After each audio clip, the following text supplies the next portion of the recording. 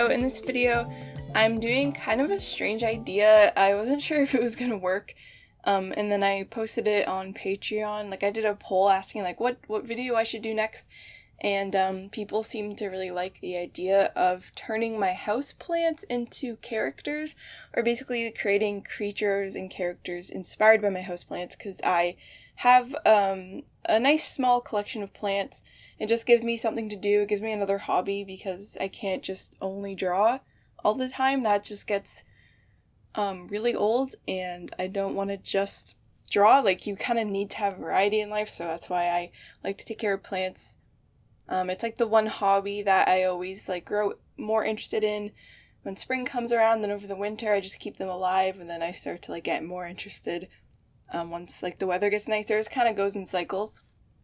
So in this video, I am using one of my favorite plants that I have. It's called Apilia something. I don't know how to say the other part of the plant, but I'll put the name on the screen, but I just call it Apilia for short.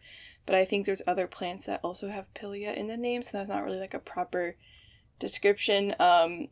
It's this really cool plant that has these like lily pad sort of shaped leaves that grow off of a kind of like tree bark like stem, and it's known for always sprouting out baby plants.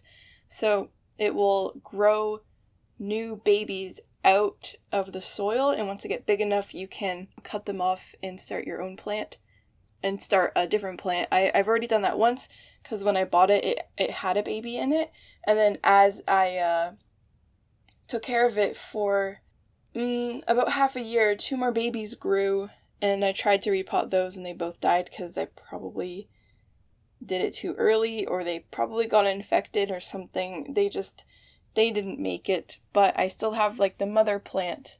So I wanted to do some kind of creature sort of. I've been trying to draw. I've been kind of like inspired to draw little plant themed creatures lately, so I wanted to do something like that.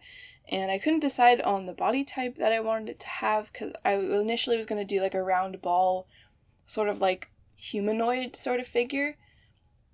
But then I decided on this sort of like dinosaur type thing with like sheep horns on it. And the fur is kind of made out of the leaves, and I made the heads round to go with the leaves. Like I wanted it to be a very round sort of creature to go with the shape of the leaves, because the leaves are very round and cute little leaves. So I did this in my Illo sketchbook with watercolor and pencil crayon and a little bit of gouache, and I definitely overworked it. I should have stopped at a certain point, and I kept thinking, oh, I could just fix this little area, and then I would make it worse, and I would make it look a little bit more overworked every time I tried to add to it or fix it. And I tried to, I actually did 2 sketches. The first one I didn't like that much. The second one, I liked a little bit better, but it kind of felt like, didn't really feel as natural as I wanted it to, but I just stayed with it, and I finished it, and I'm kind of happy with how it turned out. Not completely happy. I think if I used actual watercolor paper, I would have been a little bit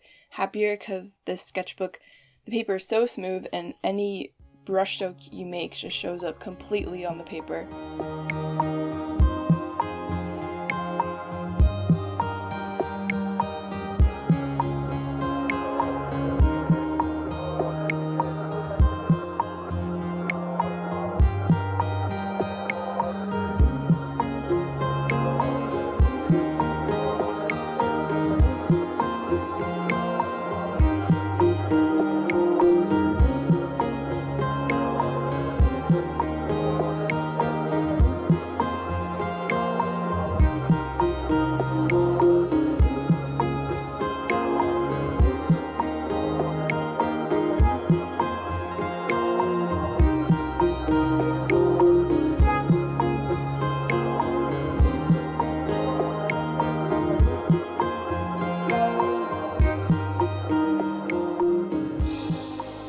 So I think it would be cool to kind of take the shapes of my other houseplants and sort of make other characters out of them. They don't just have to be creatures. I'm also going to do like humanoid ones. If this is a liked video, I don't know if this is going to be something that you like, but if you do, please let me know and I'll make more of them. Because I wanted to include my plants in video, in a video somehow, but I can't just be like, here's my plant tour, because that wouldn't really make sense on my channel. Nobody would watch that because people subscribe to me for my art, not for my plants. And I try to show them at the beginning of my videos sometimes, just as some B-roll. But this is a more direct way of involving my plants in my videos, and maybe whenever I get a new one, I can make a video about it. And I think it would also be fun to do more involved sketches before I start to kind of like analyze the structure of the plant. But it doesn't have to be that scientific. It can be more like spontaneous and just like my initial thoughts on what I could do for this plant. And sometimes it's fun to do not a very like involved drawing. I've done so many final finished drawings like for so long, and it's nice to just like do a colored sketch in my sketchbook and to actually get to do some more finished work in there, because I don't do as much finished work as I want to do. I do like to do loose sketches. It's what I use it for most of all, but doing finished work is something I kind of miss in sketchbooks, so I'm glad I got to do that for this video. I'm almost done this sketchbook. Like I said in last week's video, I just started a Patreon, so if you want to get a sketchbook PDF every month or get a postcard sent to you or stickers or mystery items sent to you in the mail, or if you just want to support me, check out my Patreon. Because this sketchbook is almost done and I've been sketching a lot in it since school ended.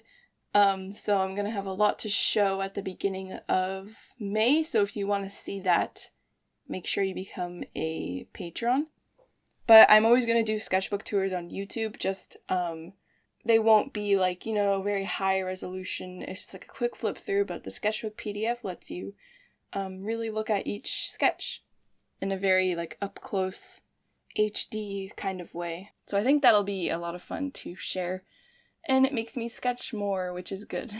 I've been thinking more about what I want to do with my channel for the summer now that school is over, and I'm undecided about whether or not I should do 2 videos a week or just keep it to 1 and focus on my art instead of focusing on making another video. I don't really know yet. I'm gonna have to see how I adapt to my new routine and just the kinds of things I want to get done this summer, because it's a really long time. I have 4 months to just like really focus on the things I want to focus on, which will be really nice.